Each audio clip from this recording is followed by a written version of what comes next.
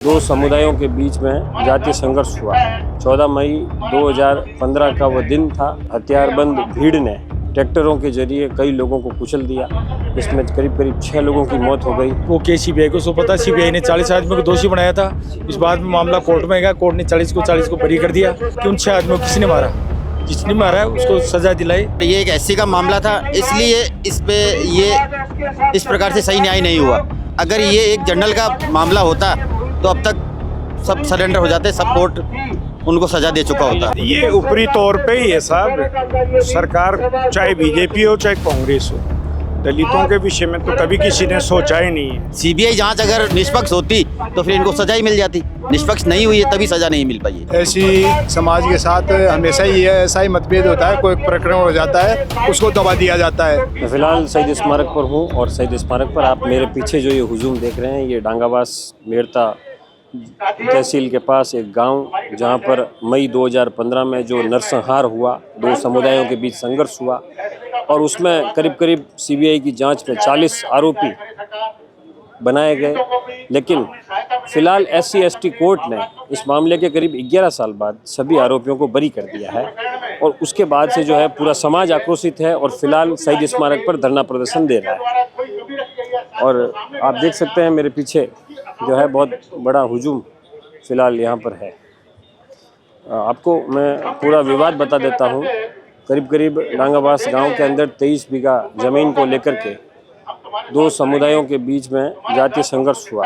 14 मई 2015 का वो दिन था जब हथियारबंद भीड़ ने ट्रैक्टरों के जरिए कई लोगों को कुचल दिया। इसमें करीब 6 लोगों की मौत हो गई और कई लोग घायल हो गए। उसके बाद मामले को लेकर के पूरे प्रदेश में विरोध प्रदर्शन हुआ और उसके बाद तत्कालीन सरकार ने मामले को सीबीआई को ट्रांसफ़र किया। सीबीआई ने करीब 11 वर्षों तक इस मामले की जांच की और जांच के बाद सीबीआई इस मामले में जितने भी आरोपी थे उन आरोपियों को दोषी साबित नहीं कर पाई और इसी वजह से जो है कोर्ट ने कमज़ोर पैरवी के चलते बेनिफिट ऑफ डाउट का फ़ायदा देते हुए सभी 40 आरोपियों को बरी कर दिया। और फिलहाल जो है आप मेरे पीछे देख सकते हैं, बहुत बड़ी संख्या के अंदर समाज के लोग, दलित समाज के लोग यहाँ जुटे हैं, प्रदर्शन कर रहे हैं कि सभी 40 आरोपी अगर बरी हो गए हैं तो उन 6 लोगों का हत्यारा कौन है। मैं कुछ लोगों से बात करूंगा। तो मेरे साथ कुछ लोग हैं जो डांगावास प्रकरण को लेकर के शहीद स्मारक स्थित धरना स्थल पर पहुंचे हैं। मैं बात करूंगा। सर, क्या नाम है आपका, कहाँ से है? मेरा नाम रूरमल जाखड़ है। कहाँ से हैं आप? जयपुर जिले से हूँ। क्या मामला है, आपको क्या लगता है? ये जमीनी विवाद का मामला था जो वो केस सीबीआई को सौंपा था। सीबीआई ने 40 आदमियों को दोषी बनाया था।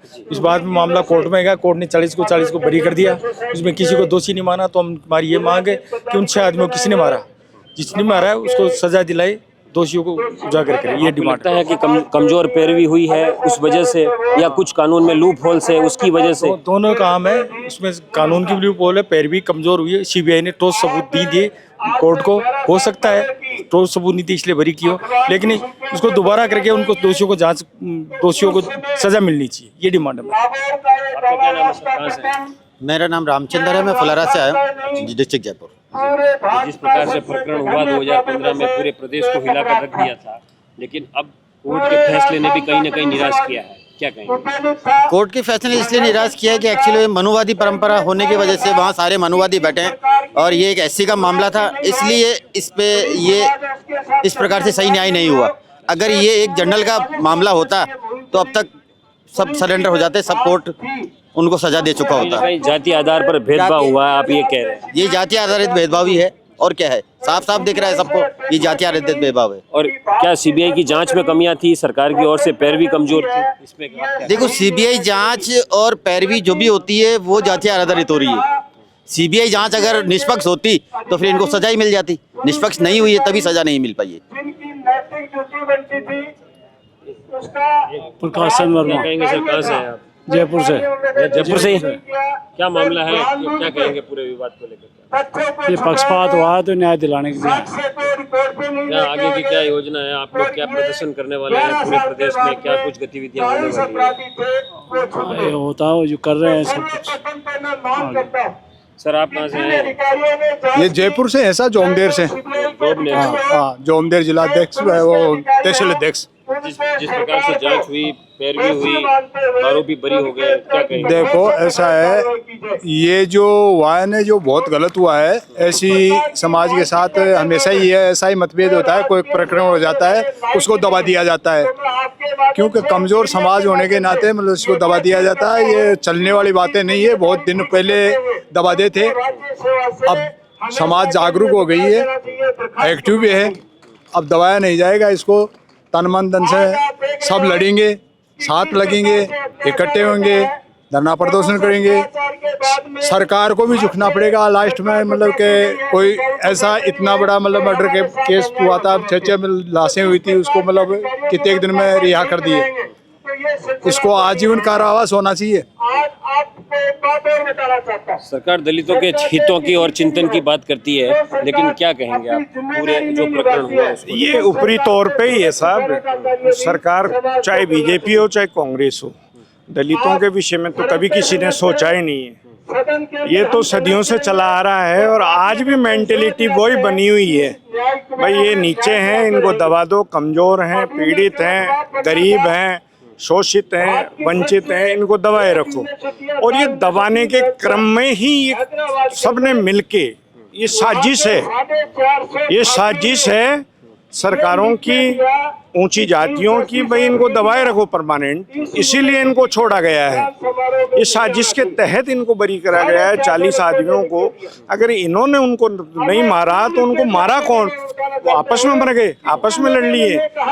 हम अब दबने वाले नहीं हैं। हम ये मांग करते हैं सरकार से कि वो इन 6 पीढ़ी जो खत्म हो गए हैं, जो जिनका मर्डर हुआ है, जिनको परिवार को तहस नहस करा गया है, इनकी तरफ से सरकार हाई कोर्ट, सुप्रीम कोर्ट तक जाए और इस पीड़ित परिवार को न्याय दिलाए।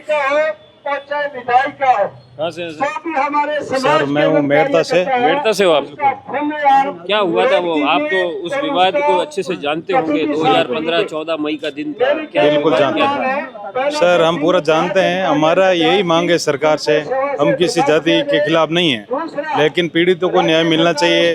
और जो भी इनमें इन्वॉल्व है, हत्यारे जो 6 हत्या हुई है, उनको पूरी सजा मिले। पीड़ितों को हक है और हत्यारों को सजा मिले, यही हमारी मांग है। ये जो परिवार इस घटना में हताहत हुए थे, उन लोगों को क्या सुविधाएं सरकार की ओर से मिली 2015 के बाद से अब तक? अभी कोई सुविधा नहीं मिली है सर। अच्छा, 18 सूत्री मांगे थी, उनमें कोई भी पूरी नहीं हुई अभी तक। 11 सूत्री मांगे थे। 18 सूत्री 18 सूत्री क्या क्या मांगे थी? 2-4 मांगे आप बताएंगे? मांगे तो पीड़ित परिवार को 25-25 लाख रुपए देने का था। मुआवजा? हाँ, और पूरा सिक्योरिटी उनको सुरक्षा का मुहैया कराना था।